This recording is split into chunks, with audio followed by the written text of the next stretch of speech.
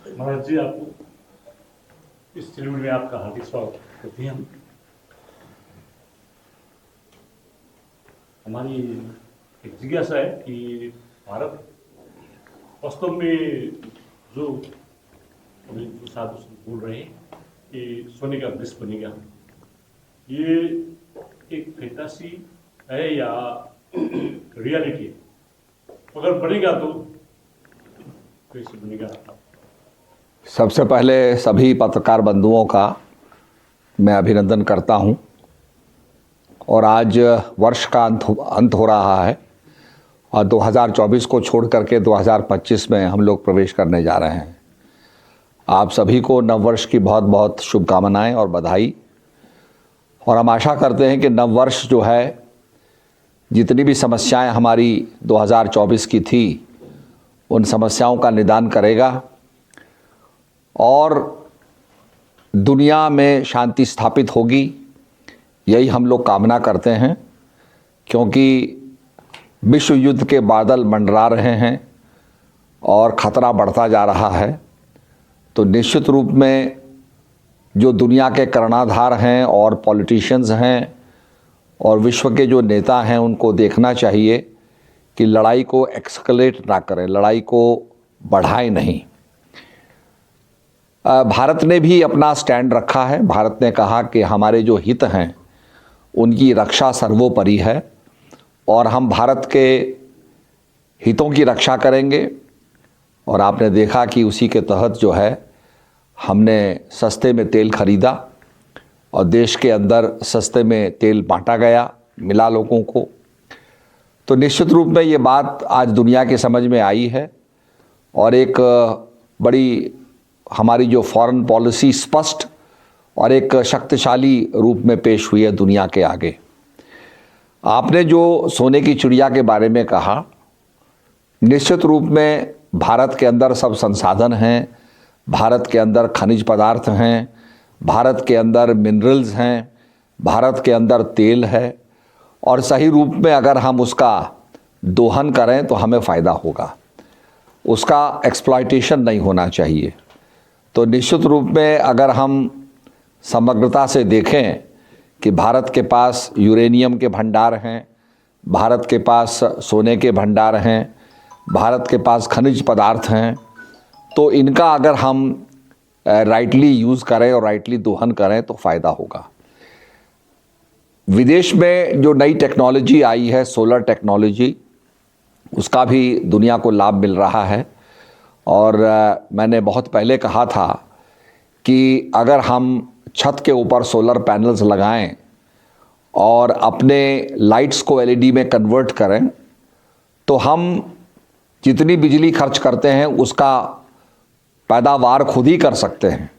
Solar panel से, solar system से हम खुद ही बिजली बना करके उसको कर सकते हैं। जो सरप्लस बिजली होगी वो ग्रिड में चली जाएगी और आपको उसका चेक मिल जाएगा। आज वही स्कीम बड़ी पॉपुलर हुई है।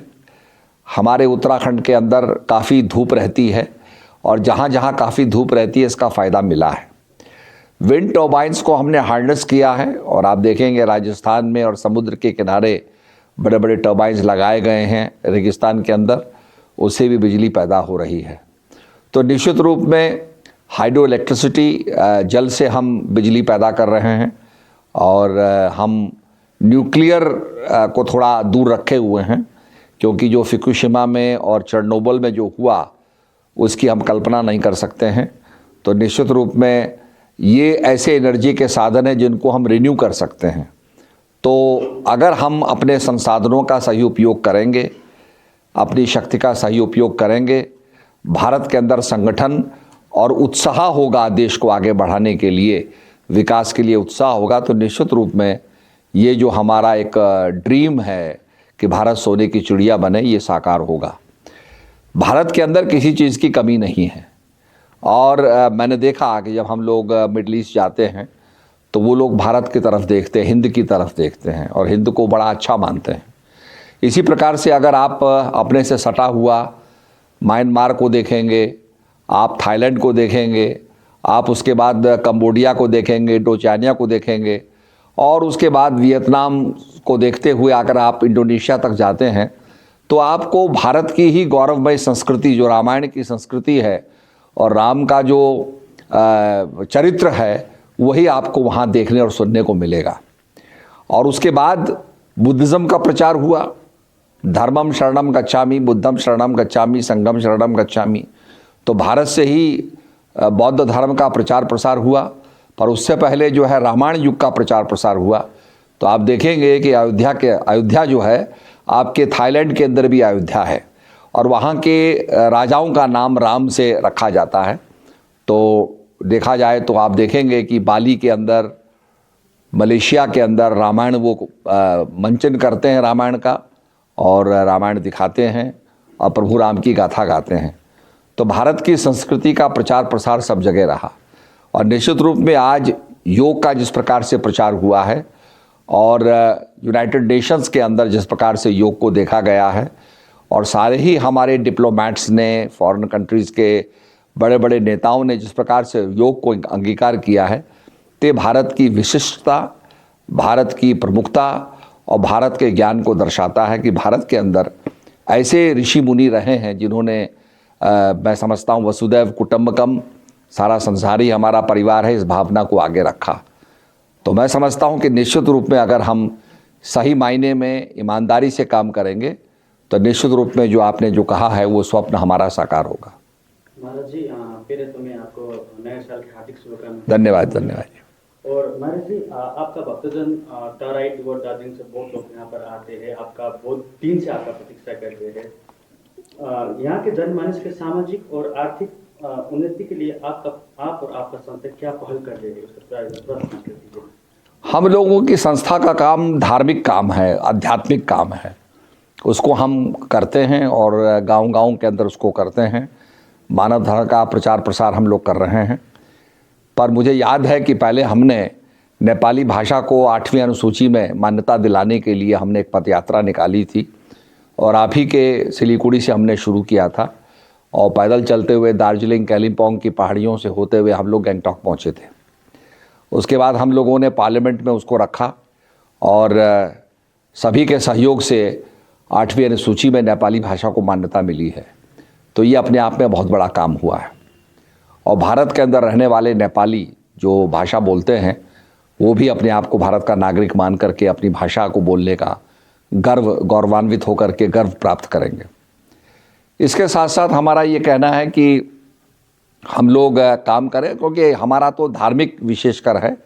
इसमें हमने मिशन एजुकेशन चलाया जिसमें कि हम गरीब बच्चों को जो सरप्लस बुक्स होती हैं या जैसे किसी ने अपनी कक्षा को पास कर लिया उसकी जो पुरानी किताबें हैं उनको लेकर के हम डोनेशन लेते हैं और डोनेशन का वितरण करते हैं। तो वही संसाधन लेकर के हम दूसरों में बांटते हैं। जो हैव नॉट्स हैं, जिनके पास नहीं है उनको बांटते हैं, जिनके पास है उनसे लेकर के जिनके पास नहीं है उनको बांटते हैं। और अक्सर यहाँ हमारे जो श्रद्धेय जी हैं उन्होंने इस मामले को शुरू किया हुआ है, इस अभियान को शुरू किया हुआ है। तो आपने देखा होगा कि जब हम कक्षा में पढ़ते हैं तो कभी कभी हमारी जो कॉपी होती है उसमें 4-5 पन्ने भरे होते हैं, बाकी खाली होती है। तो उन्होंने कहा कि जो कुछ आपका खाली है, अनयूज्ड है, उसको संग्रहित करके और उसकी बाइंड करके और उसकी किताब बना के किसी हम गरीब बच्चे को देंगे तो लाभ उठाएगा। मैं एक उदाहरण देना चाहता हूँ। कोयम्बतूर में एक महिला थी, उसने पुरानी किताबें अपने बच्चों की ली और एक बाइंडर के पास गई और उसने बाइंडर से कहा कि भाई इसमें से जो यूज्ड कागज़ हैं वो निकाल लो और जो बिल्कुल अनयूज्ड कागज़ हैं उनकी एक बाइंडिंग करके किताब बना दो।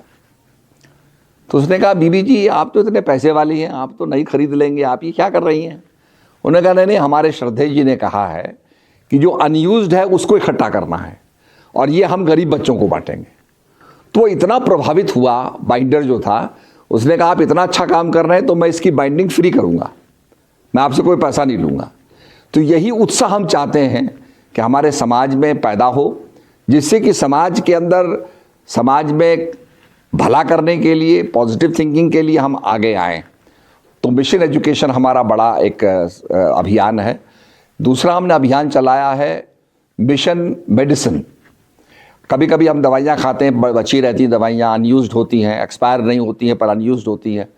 तो हम चाहते हैं कि उनको कलेक्ट करके उनको यूज़ किया जाए, डॉक्टर्स को दे करके, जहाँ दवाइयाँ नहीं पहुँची है वहाँ भेज करके उनका उपयोग किया जाए। तो इस प्रकार के हमारे काम हैं। और स्वच्छता अभियान हमारा अभियान है जिसको हम करते हैं, प्लांटेशन हमारा अभियान है। तो सीमित संसाधन होने के कारण हम लोग इन कामों को करते हैं। महाराज जी, किस तरह से अभी संसार भौतिक संसाधनों के पीछे बहुत जोर तोड़ से दौड़ रहा है, तो ऐसे में आध्यात्म को जानना और भौतिक जो संसाधनों के पीछे दौड़ने के लिए, कंट्रोल करने के लिए आध्यात्म कितना जरूरी है? नहीं, अध्यात्म बहुत ज़रूरी है, बैलेंस बहुत ज़रूरी है। अगर हम जीवन में बैलेंस नहीं प्राप्त करेंगे, आपने देखा होगा कि ड्रग्स का बड़ा प्रचार हो रहा है और हमारे पड़ोसी देश जो हैं वहाँ ड्रग्स का बहुत प्रचार हो गया है। आप पंजाब को देखिए, कितना ड्रग्स का वहाँ प्रचार हो गया है। तो बच्चों को उससे बचाना है, क्योंकि ड्रग एडिक्ट्स क्या करते हैं कि वो स्कूल्स यूथ्स को कॉन्सेंट्रेट करते हैं, उन पर प्रभाव डालते हैं, और फिर वो जब आदमी एडिक्शन ले लेता है, एडिक्टेड हो जाता है, तो फिर वो नशा करना शुरू कर देता है।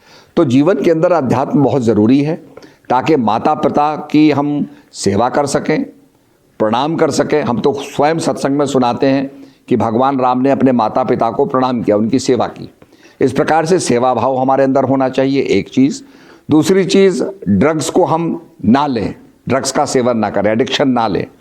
तो ये सब चीज़ों को लेकर के हम चाहते हैं कि अध्यात्म को हम स्वीकार करें। अध्यात्म से हमारा जीवन बैलेंस्ड होगा, मजबूत होगा, यही हम कहना चाहते हैं। सद्भावना सम्मेलन के प्रति विश्व को सद्भावना का पाठ पढ़ा है, तो विश्व में सद्भावना कैसे ये विचार निकलेगा? हम अपने परिवार में सद्भावना चाहते हैं, हम अपने गांव में सद्भावना चाहते हैं, हम अपने जनपद में सद्भावना चाहते हैं, हम अपने राज्य में सद्भावना चाहते हैं, और इसी प्रकार से हम अपने देश में सद्भावना चाहते हैं। और हम ये भी चाहते हैं कि पूरे विश्व में सद्भावना हो। इसीलिए आपने देखा होगा कि हम लोग कहते हैं कि धर्म की जय हो, अधर्म का नाश हो, प्राणियों में सद्भावना हो, तब इससे क्या होगा, विश्व का कल्याण होगा। तो पॉजिटिव थिंकिंग जो है, सद्भावना जो है, इसको अपना करके मैं समझता हूँ कि हमारे ऋषियों की आत्मा इतनी उन्नत थी, इतनी इवॉल्व हो गई थी कि उन्होंने भगवान से प्रार्थना की।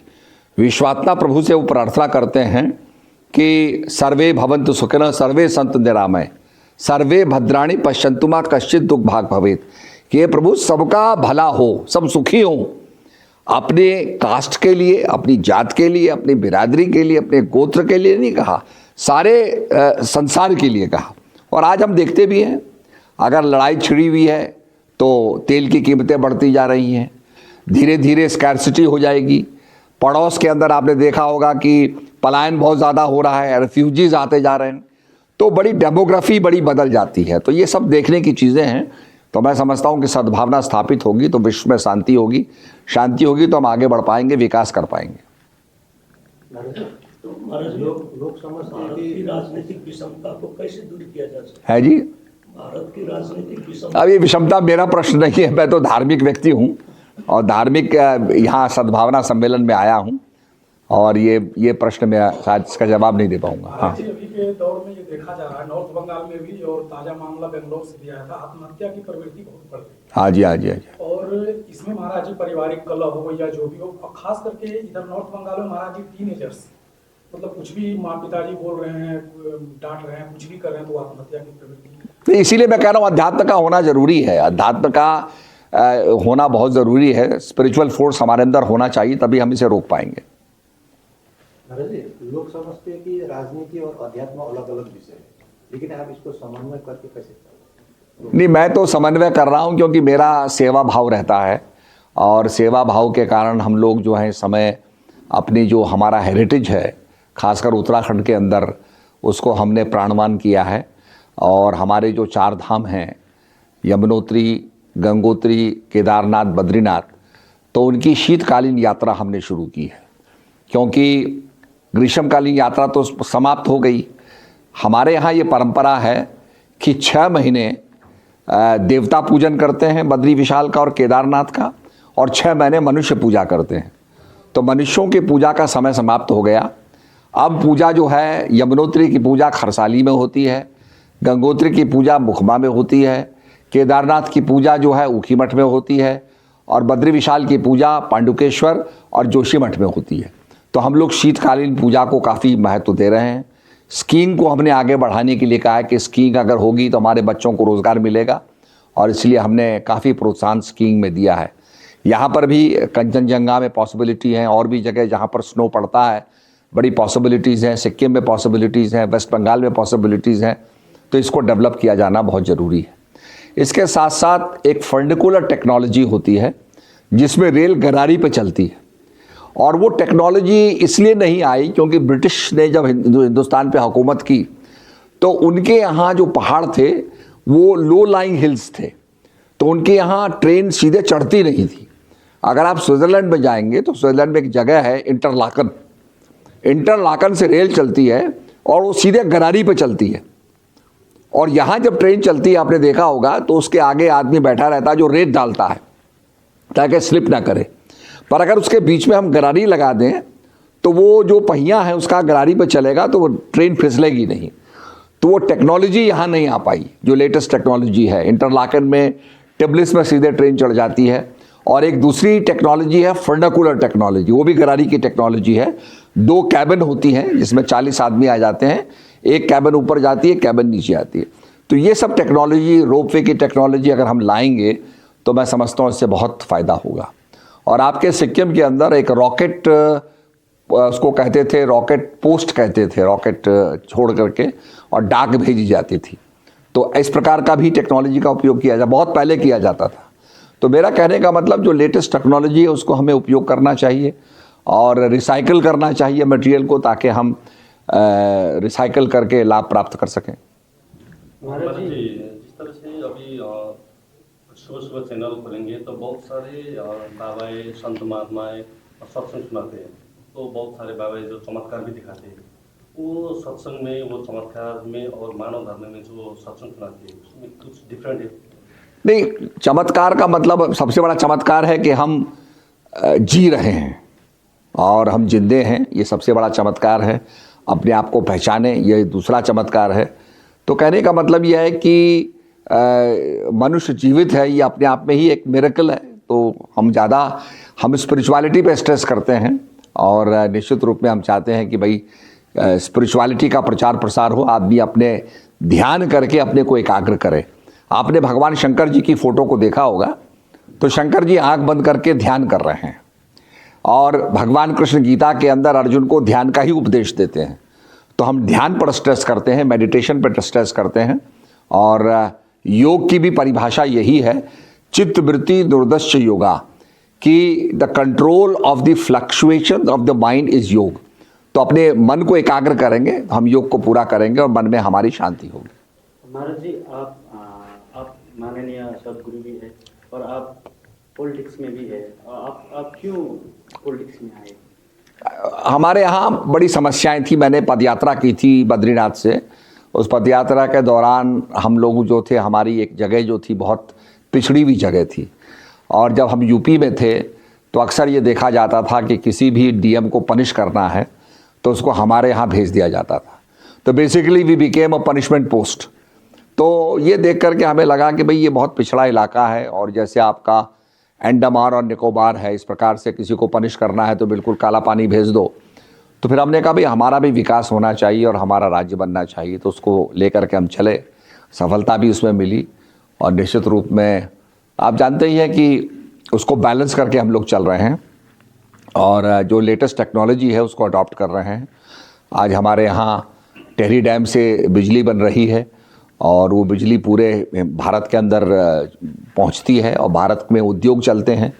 तो कहने का मकसद यह है कि हम लोग यही चाहते हैं कि हमारा देश आगे बढ़े, और बैलेंस करके हम लोग चल रहे हैं। बहुत बहुत धन्यवाद।